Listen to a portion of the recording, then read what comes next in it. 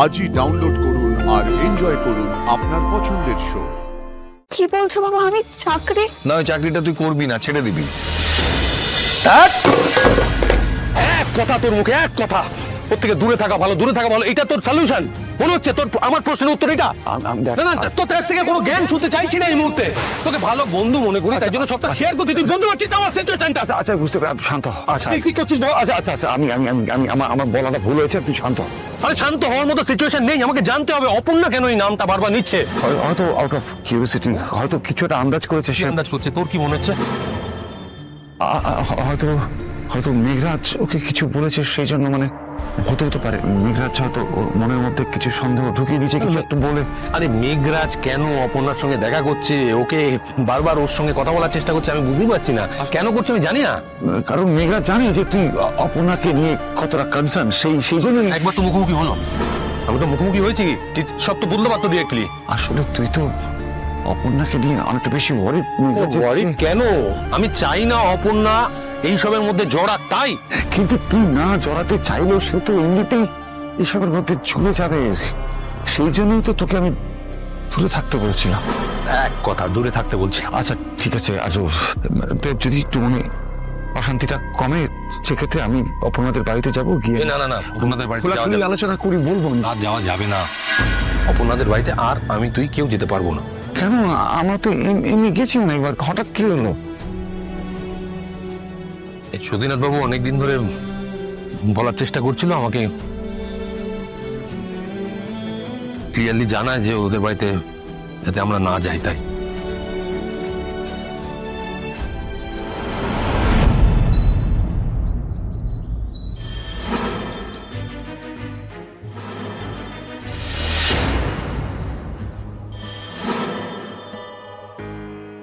কাল অফিস থেকে বেরোনোর পর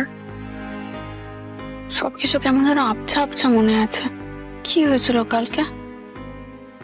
স্যারের মুখটা দেখলাম, মনে হলো একবার, তারপর কেন কিছু মনে করতে পারছি না।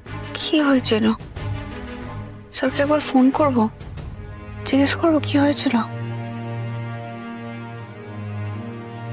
অপু, কালকে কি হয়েছিল রে? তো কি হয়েছিল? কেন আর্য স্যার তোকে কোলে করে নিয়ে এলেন? তোর তো কোনো সেন্সই ছিল না। কি হলো? ওইভাবে তাকিয়ে আছিস কেন? আমার কিছু মনে পড়ছে না কাল কি হয়েছিল। হ্যাঁ, পাড়া সবাই দেখেছে, আর যা হয় এই নিয়ে সমস্ত জিনিস নিয়ে কানাঘুষো শুরু করেছে।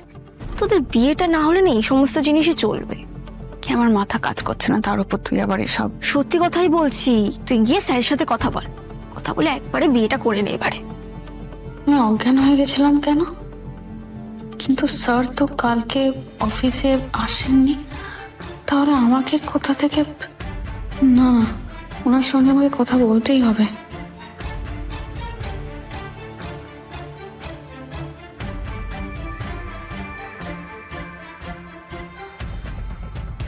The subscriber is currently switched off. Please try after some time. আর্য স্যারের ফোন বন্ধ? আচ্ছা, কালকে কি স্যার তোকে নিজের মনের কথা বলে দিয়েছিলেন? তা শুনে কি তুই অজ্ঞান হয়ে গেছিলি? আমার এইসব ঠাট্টা এখন পছন্দ হচ্ছে না রূপা। সিরিয়াস কথা বললে পাত্তা দিচ্ছিস না, ঠাট্টা করলে বিরক্ত হচ্ছিস। তোর কি হয়েছে আমি না কিছু বুঝতে পারছি না। আমার দেরি হয়ে যাচ্ছে, আমাকে অফিসে যেতে হবে। তোর শরীর ঠিক আছে? কালকে তো ধুম জ্বর ছিল।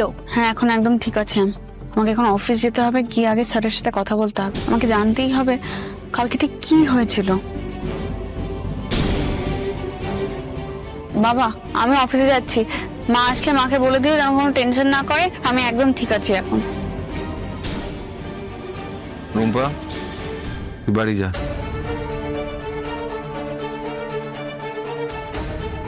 তুমি দেখো আমার জ্বর নেই, একদম একদম ঠিক আছে আমি এখন। অপু, এই কাগজটা একটা সই করে দে। এটা কি বাবা? আমি এটা টাইপ করিয়ে প্রিন্ট করিয়ে নিয়ে এসেছি, তুই সইটা করে দে, আমি তোর অফিসে জমা দিয়ে আসবো। মানে এটা কিসের পেপার? কি টাইপ করেছো?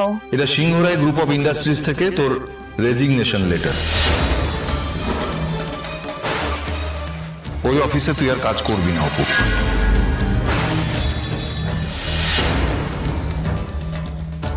নে অপু, সইটা কর। এসব তুমি কি বলছো বাবা? আমি চাকরি? না, ওই চাকরিটা তুই করবি না, ছেড়ে দিবি।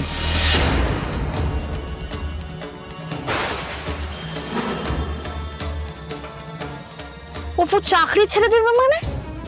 তোমার কি মাথা টাথা সব খারাপ হয়ে গেছে? এত ভালো চাকরি, এত ভালো মাইনে ছেড়ে এত লোভ করো না সুমি। তুমি মেয়ের টাকায় স্বপ্ন পূরণ করবে, নিজের স্বাদ পূরণ করার জন্য অপুকে চাকরি করতে হবে? কি বললে তুমি? আমি আমার মেয়ের টাকার উপর লোভ করি? শুধু আমি কোনোদিনও প্রয়োজনের বাইরে টাকার কথা বলেছি? দেখো, তোমার না আমাদের মাঝখানে ঢুকে কথা বলাটা উচিত হয়নি সুমি। না না, তুমি আমাকে ঠিক কি ভাবো বলো তো? কি ভাবো? তোমার অভাবের সংসারে সারা জীবন হাসি মুখে কাটিয়েছি বলে কি ভাবোটা কি তুমি আমাকে? আমি এভাবে বলতে চাইনি সুমি। ওই যা বলেছো যথেষ্ট বলে দিয়েছো সুমি। ঠিকই তো, তোমাদের বাপ মেয়ের মাঝখানে তো আমার কথা বলা তো উচিত হয়। মা,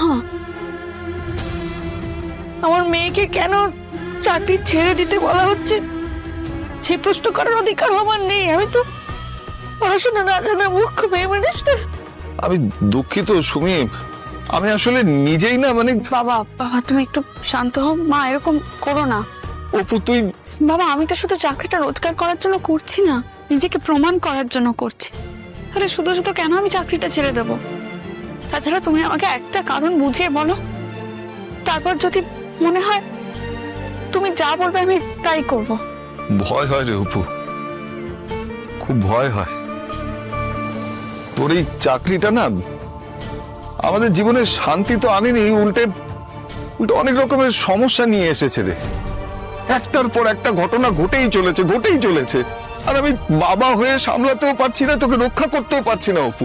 আমি নিজেকে অনেকবার বোঝানোর চেষ্টা করেছি, কিন্তু এখন আর। আমি বুঝতে পেরেছি বাবা, আমি তোমাকে কথা দিচ্ছি এরকম আর কখনো হবে না। সবকিছু তো তোর হাতে নেই অপু। তুমি আমাকে ভরসা করো তো, নিজের মেয়েকে ভরসা করো তো, একটা সুযোগ দাও আমাকে। তোর কথায় আদৌ কোনো কাজ হবে বলে মনে হয় না অপু। তোর বাবাকে তো আমি আজকাল আর চিনে উঠতে পারি না। অপু বাবা কাঁদছো কেন এরকম ভাবে? বাবা বাবা তুমি একবার সুযোগ দাও আমাকে, তুমি চেনো না এরকম ভাবে? প্রতি সপ্তাহে কিছু না কিছু একটা ঘটছে, হয়তো এরপরে আরো হবে। আচ্ছা তুই কেন এই বদনামটা তো নিজের মাথায় নিবি আমাকে বলতো অপু? আমাকে তুমি একটা সপ্তাহ সুযোগ দাও, 7টা দিন। তাতে কি কিছু বদলে যাবে অপু? এই 7 দিনের মধ্যে যদি আর কোনো কিছু না ঘটে তাহলেই আমি অফিস যাব, তাহলে আর না। আমি তোমায় কথা দিলাম বাবা। তুই আমাদের সব, আমাদের সারা জীবনের সঞ্চয় রে তুই। তাই তো তোকে নিয়ে তো চিন্তা করি মা। আমার থেকে ওনার বেশি চিন্তা।